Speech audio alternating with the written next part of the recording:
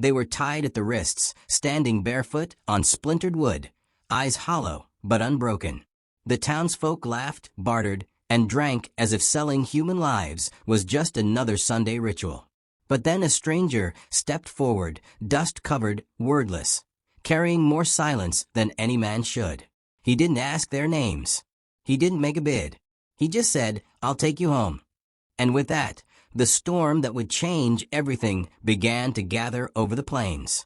The town didn't have a name worth remembering. Just a scattering of buildings clinging to the edge of the desert, warped wood and rusted signs standing like crooked teeth against a hard, colorless sky. The sun hung low and mean, staining everything with the color of dried blood. Dust blew through the main street, gathering in corners, in mouths, in the folds of dresses and boots and lies. They stood on the auction block like livestock. Two Apache girls, roped at the wrists, dirt on their faces, but pride in their eyes. The older one looked maybe 18, tall for her age, her stare sharp as flint and just as cold. The younger barely 16, trembling but watchful, lips bitten raw, fingers clenched so tight her knuckles shone white through the grime. They didn't speak, didn't flinch, didn't cry.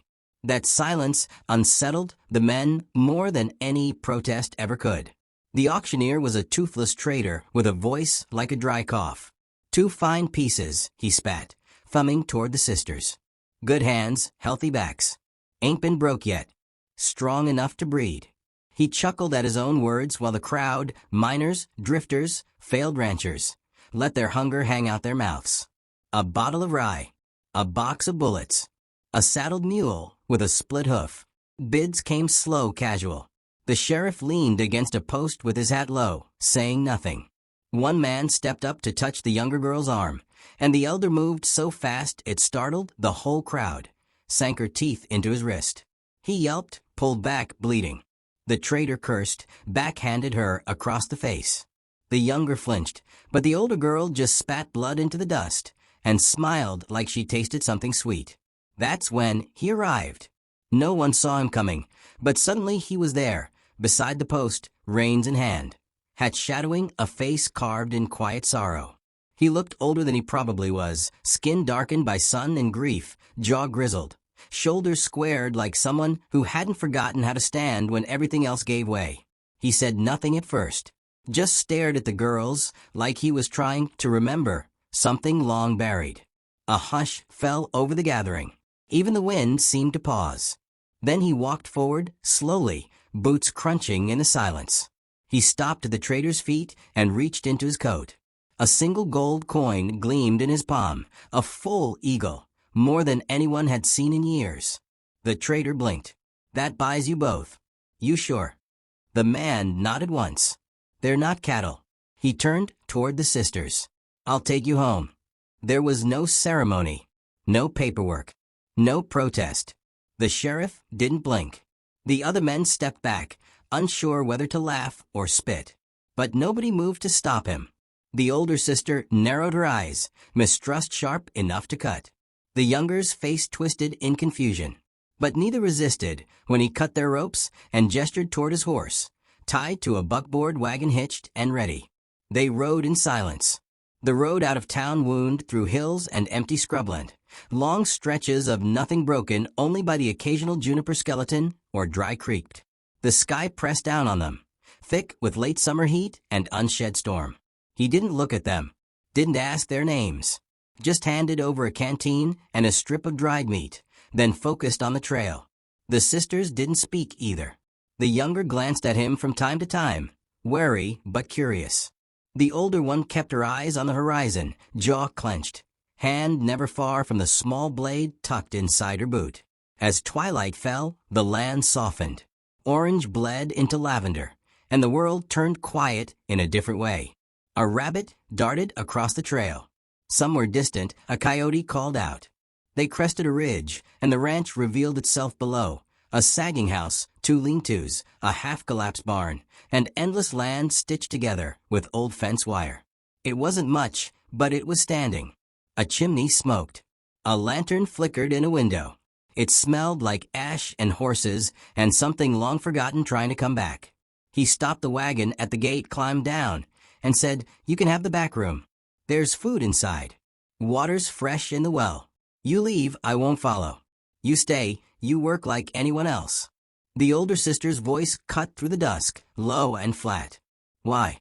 He didn't answer for a long time, just looked past her, toward the dying light on the hills. Finally he said, "Because no one else did." She stared at him like she wanted to hear a lie, but he didn't offer one. Just turned, walked inside, and left the door open behind him. The sisters stood there a long while, the wagon creaking in the cooling wind. The younger reached out and touched the older's arm, but the elder didn't move. Finally, they followed the man inside. The cabin smelled of dry wood and something old and buried. The girls didn't unpack. They didn't sit. They watched as he stirred beans in a kettle over the stove, poured water into a tin cup, and set it on the table before disappearing into the shadows of the hall. The older sister stared at the cup, then at the man's empty chair. She didn't trust him, wouldn't sleep tonight. But she hadn't been hit, hadn't been touched.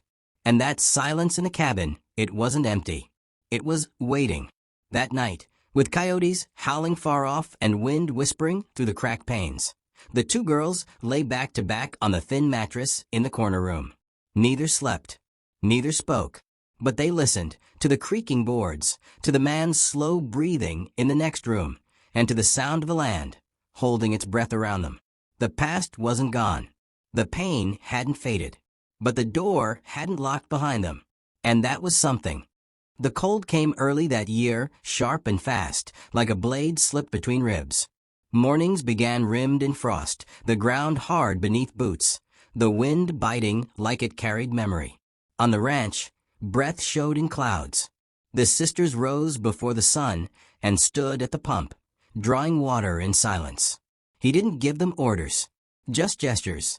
An axe laid near the woodpile, a rope draped across a broken fence, a shovel leaning against the porch. Each task spoke its own language, and the girls answered not with words, but with work. The younger one learned the rhythm of the chores quickly, her small hands raw but determined. The older moved with caution, always watching, testing the boundaries not with questions but with silence. He worked alongside them.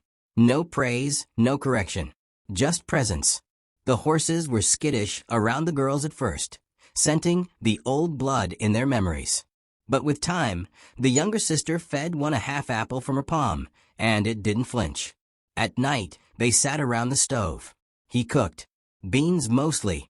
Once a squirrel. Once a stew, so thin it was mostly steam. He never looked directly at them when they ate, just stirred the fire, cleaned a rifle, carved strips of leather with a quiet concentration that looked like prayer. The older sister ate slowly, always last, as if expecting the food to be taken away. The younger began humming after 2 weeks, soft notes under her breath while she chewed. No names had been exchanged. But the land didn't care for names. The land asked different things. She found the grave by accident. The older girl, searching for firewood near the tree line, stumbled over the stone half buried in moss. It had no inscription, only a crude carving of a flower, clumsy, uneven, heartfelt. Nearby, under the roots of a crooked elm, was a rusted tin box. Inside, a lock of golden hair, a child's drawing of a cabin, a button shaped like a bird. Nothing said, but everything confessed. That night she didn't sleep. She stared at the ceiling while the wind howled, while the shutters banged like a warning. She had known what it meant. Knew the weight of objects too loved to throw away. The next morning, she asked him, "Who did you bury?" He didn't stop chopping wood, just paused a moment. "My daughter." "And her mother?" "How?" "Wrong place. Wrong time." She nodded once and walked away. Later, she told her sister. The younger girl cried without sound, pulling her knees to her chest in the corner of their room. The older sat beside her, placing a hand on her back. There were no words for this kind of knowing. The world took families like that. Fast, hungry, without reason. 3 days later, the sheriff came. He rode in slow, boots muddy, eyes flicking over the land like he was appraising a thing not quite his. He dismounted, tied his horse, and knocked even though the door stood open. "I heard you got yourself company," he said. stepping inside uninvited. The rancher didn't greet him, just stirred the kettle and nodded toward a chair. The sisters stayed in the doorway to their room, unmoving. The sheriff looked at them like a man inspecting mules. Pretty things. Quiet. Too quiet. You pay good for 'em. The rancher turned, slow. They're not for sale. Didn't ask if they were. The sheriff's smile was all teeth. Just making sure there ain't gonna be trouble. There's already been trouble. I buried mine. You. The sheriff chuckled, stood, adjusted his belt.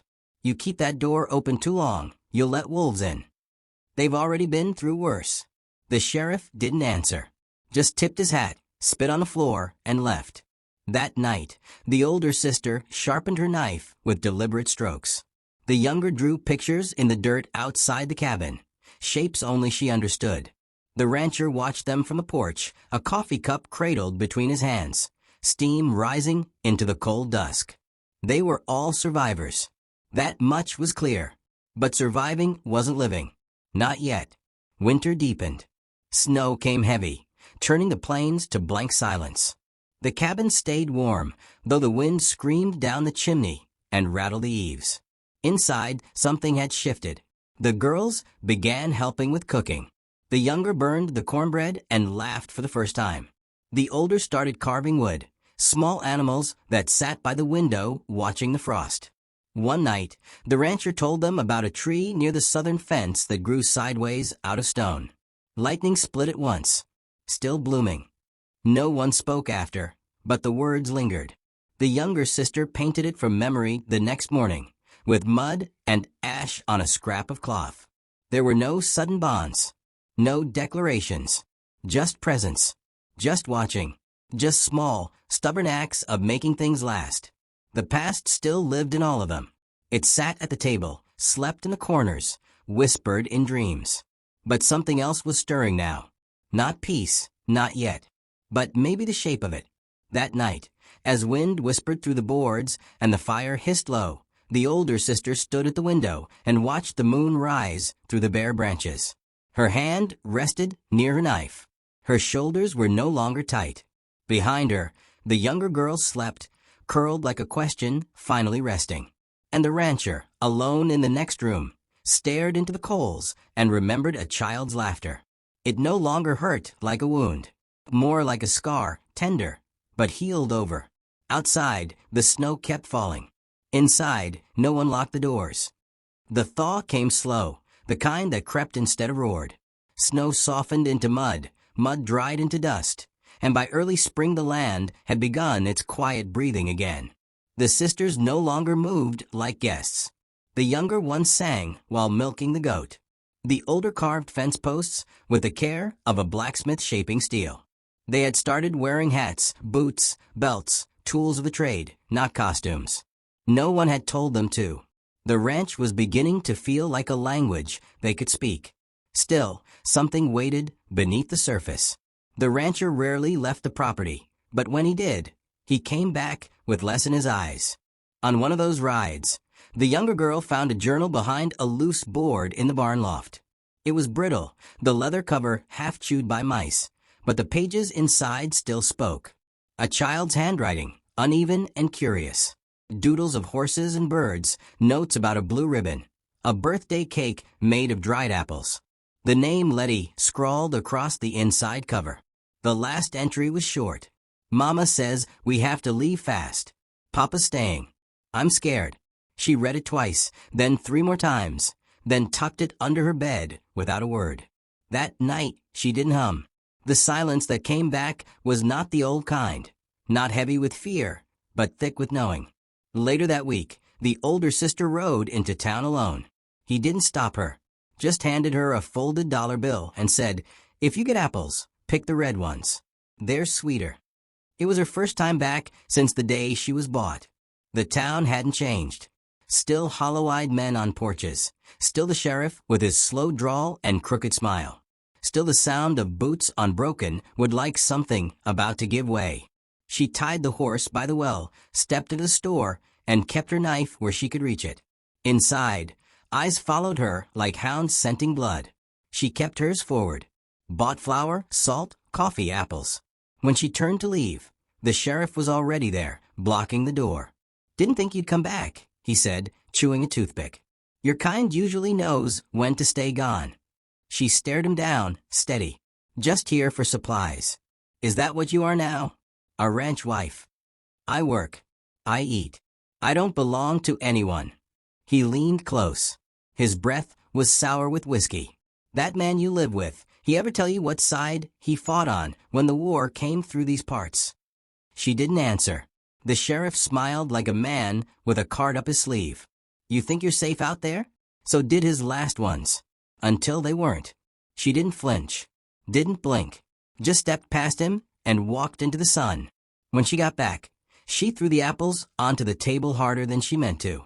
The rancher looked up from mending a harness. Said nothing. But the way his jaw set, she knew he understood. "Is it true?" she asked. He didn't ask what she meant. "Yes." "Did you fight them?" He put down the leather, hand still. "I didn't fire a shot. But I didn't stop the ones who did." She let the silence sit a while. "Then, you had a daughter." He nodded. "She liked birds. Drew them on the walls." The younger sister stepped into the room, then, holding the journal like it was made of glass. She placed it on the table between them. "I found her," she said softly. "In here." He didn't touch it. Just stared at the cover like it was still warm from her hands. The sisters walked out together, leaving him with his ghosts. That night, a fire crackled in the hearth, throwing shadows across the walls.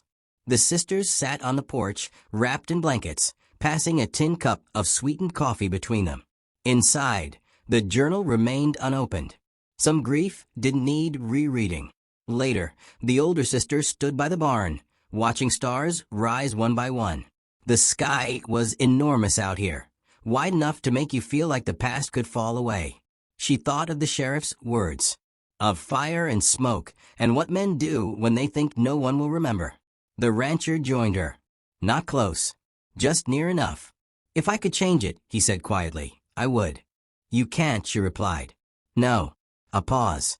Then she said, "But you didn't sell us." "No," he said. "I didn't." She nodded barely. That was enough. Neither spoke after that. The wind moved through the grass, and the moon hung low like a lantern in the dark. The land felt still, not at peace, but at rest. The next morning, boot prints circled the barn. Fresh ones. Too many. Someone had been watching. Storm clouds piled heavy on the edge of the horizon, dark and swollen like fists. The wind had changed, carrying the scent of iron and rain, and the air pressed in close, like the breath before a scream. The rancher stood at the corral gate, eyes narrowed against the coming dusk, while the older sister walked the fence line, boots kicking up dust too dry for this season. The younger girl had stopped humming. She sat on the porch with her knees tucked up, sketching circles in the dirt with a broken stick. Her silence was no longer restful. It buzzed with unease. He'd seen the boot prints again that morning. 4 sets. Deep. Heavy. Not theirs. One of the prints had a distinct drag, an old injury, maybe, or a man used to violence. The tracks disappeared eastward toward the gully, but they'd be back. He knew it like he knew how to gut a deer, by the shape of the world when something bad was coming. That evening, they prepared in silence. The older sister packed dry biscuits and cartridges. The rancher moved slow, pain stiff in his shoulder from an old break that hadn't healed right. The younger girl sharpened the skinning knife until it gleamed like ice. She handed it to her sister without a word. They didn't speak of running. They knew there was nowhere to go. By midnight, the storm had arrived. Rain hammered the roof. Wind howled like it remembered every name ever spoken in fear. Lightning cracked above the barn, white veins tearing the sky open. Then came the hoofbeats, fast, deliberate, too many to be chance. 3 riders. Maybe 4. They didn't call out. Didn't knock. They came to take. The rancher met them at the porch with the shotgun leveled across his arm. He didn't shout. He didn't warn. He fired. The first man fell backward into the mud. His torch snuffed instantly. The second returned fire. Splinters shattered off the porch post, wood moaning under the force. The older sister took cover, behind the rain barrel, and picked her shots. One man screamed when her bullet found his thigh, a high, startled sound that echoed off the storm. The younger girl stayed inside, flint in hand, crouched near the oil lamp. When one of the men breached the back door, she lit the wick and threw it into the hallway. Flames surged. The man staggered back into the rain, his coat smoldering. It didn't last long. Violence never does. By the time the storm broke open and rain washed the last smoke from the yard, 2 men lay dead, one moaning in the grass with a ruined leg, and the last, a broad man with a scar splitting his mouth, stood facing the rancher with a knife in one hand, gun dropped in the mud. "They don't belong to you," the rancher said, breath ragged, shoulder bleeding. "They don't belong to you either," the man snarled. "We had a deal. You just paid more. They're free." The man lunged. It was the older sister who ended it. She moved fast, faster than she ever had in her life. Her blade sank deep, clean between ribs. The man gasped once and crumpled like wet cloth. Then there was only rain, the kind that comes after blood, after fire, after everything that once threatened to swallow you whole. The sheriff arrived near dawn, coat soaked through, his eyes taking in the wreckage with calculated slowness. He stepped over the bodies, without blinking, and looked the rancher dead in the face. "You're gonna hang for this." "No," said a voice from behind him. It was the shopkeeper's wife, holding a lantern, boots thick with mud. "We saw them ride out last night. We heard the shots. This ain't justice, it's self-defense." Another voice joined. Then another. Faces appeared from the mist. Townsfolk. Silent at first, then murmuring agreement. Not loud, not proud, but firm. Tired people who'd had enough of seeing wrong go unchallenged. The sheriff looked around and realized he was outnumbered. He spat in the mud and turned. "Suit yourselves. But this ain't over." The sisters watched him go without a word. By mid-morning, the barn smoldered in one corner but stood. The porch was splintered. The well bucket was lost somewhere in the churned-up mud. The rancher's shoulder had been stitched with twine, clumsy but clean. The older sister did it herself, her hand steady even when his jaw clenched with pain. They buried the dead near the tree line, where the wind could speak over them without judgment. No markers. No words. Later, the younger girl placed the drawing of the sideways tree, the one struck by lightning but still blooming, on the table, held down by the old tin cup. The rancher sat in his chair by the fire. He hadn't said much, but there was something new in the way he watched the move through the house. Not ownership, not obligation, just belonging. The older sister leaned against the doorframe, watching the last of the storm roll away. Her knife was back in its sheath, her shoulders loose. She didn't smile, but she didn't need to. They had fought together, bled together, stood side by side when the world came to take. That mattered more than anything anyone might call them. Outside, the land breathed, no longer holding its breath, no longer waiting, just alive, just theirs.